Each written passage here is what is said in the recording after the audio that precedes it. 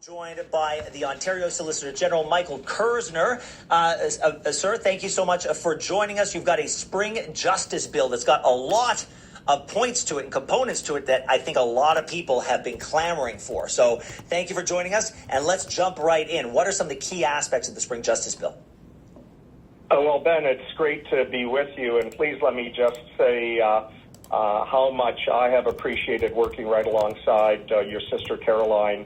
I've worked with her in the legislature and cabinet, on Treasury Board. We are going to miss her. She is just an exceptional person, and I want to just acknowledge how much it has been a privilege to work alongside her. Well, thank you. You know, it warms my heart because I know that the work that she put in, she left it all out on the field, sir, and I'm glad it's appreciated.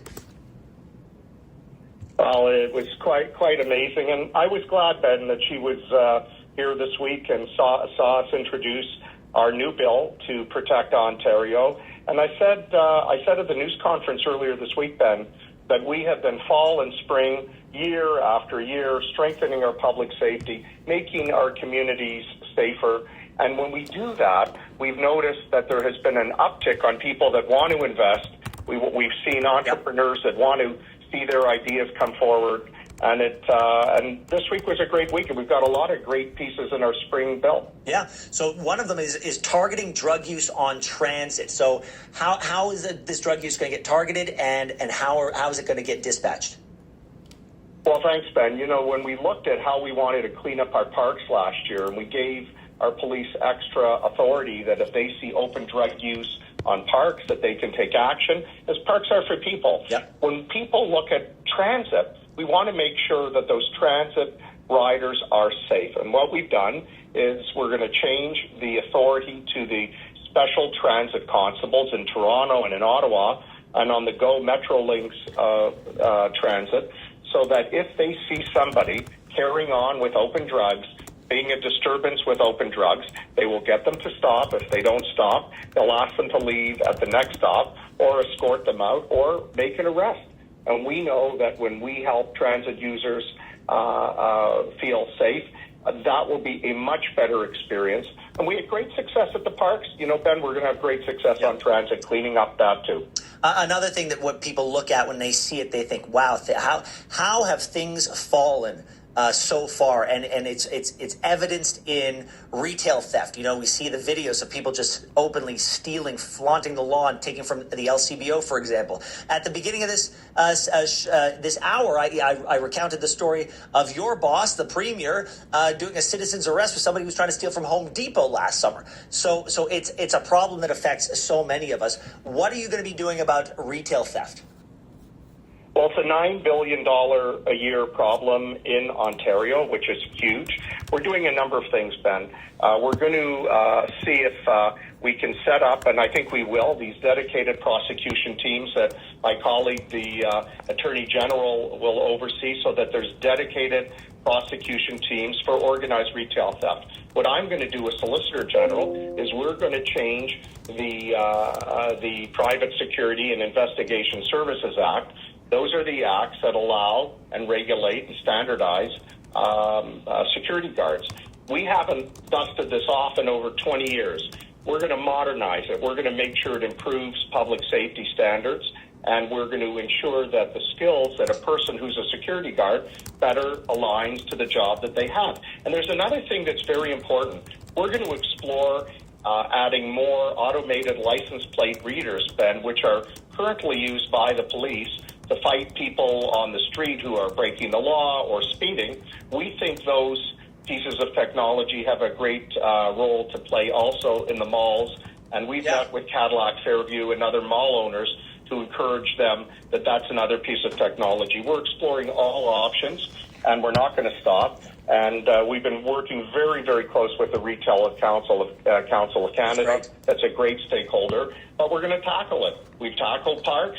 We're tackling transit, we're going to tackle retail theft, and we're going to continue to protect Ontario. Well, speaking of protecting Ontario, explain to me the launch of the public website that it will be naming high-risk offenders. What problem is this trying to solve? Well, you have to go back then to the late 80s when a young boy named Christopher Stevenson was murdered by a repeat sex offender. Premier Mike Harris, about 12 years later, brought in the first Ontario sex offenders registry. And by the way, the federal government came afterwards. Fast forward 25 years, we've made more changes. We prevented people from changing their names or hiding on social media. What we want to do now is have a public website for high-risk offenders and authorize our OPP to publish information about high-risk offenders, including high-risk sex offenders, when police services issue a community notification. And that's very important because it will improve dramatically public awareness. And lastly, we want to mention this 14-year-old girl, Esther, who was last seen on May 16th. I posted it on my social media. Someone asked me to do so, and I did. And but look, she's from the Jewish community. And so it is, once I posted that, I got a whole lot of people saying all sorts of stuff, just terrible, vile things that they would not have said had her last name been Smith. And you're feeling the same thing. Well, Ben, the family are members of the same synagogue. We're part of the same community. She went missing over 10 days ago. There has been a concerted effort by volunteers. And it's not just Jewish volunteers. Yeah. There's people from all over the city who have offered their support to Toronto police to find her. But what was interesting is when hundreds of posters were put up around the city, they were taken down. And they were taken down because we have anti-Semitic people that feel it's okay to carry on like this. And you know what? It's not. But I noticed that we have an enormous amount of allyship. I've got a lot of confidence in the Toronto Police Service, the amazing response volunteers from Shomrim and other organizations in Toronto. We've been searching day and night for Esther. But I have to tell you something. It doesn't matter that she's Jewish. No. She's a 14-year-old missing girl. Yeah. And I'm urging anyone, if they have any information about her whereabouts, please call the dedicated line at Toronto Police Service. Help bring Esther home safe. These people who are making that job harder by tearing down her posters, that is disgusting antisocial behavior. That fool who shouted down Chrystia Freeland, calling her a Nazi. The burning of effigy or the hanging in effigy rather in Montreal. This is all part of the same toxic, regressive behavior that I think we as a society have let fester and metastasize. And I don't know what we do, sir, to curtail it or to teach these people this is not how we behave in a civilized society. I don't know how we get them back. You know, those people represent the fringe, but they don't represent the vast majority, if not almost everybody. And I go back to the values that bind us, the values that we welcomed 85 new police officers Monday night to Toronto Police Service. Oh, that's great. And I reminded them that you are police officers for the whole of Toronto. And when a person gets badged, there's an oath.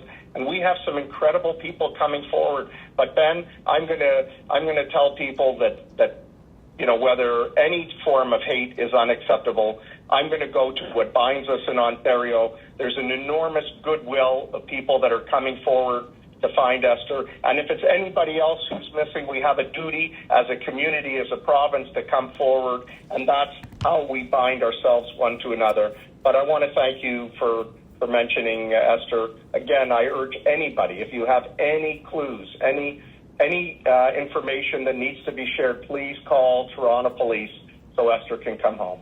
Ontario Solicitor General Michael Kerzner, thank you so much for joining us, sir. Talk to you soon. It's great to be with you, Ben. All right, when we come back...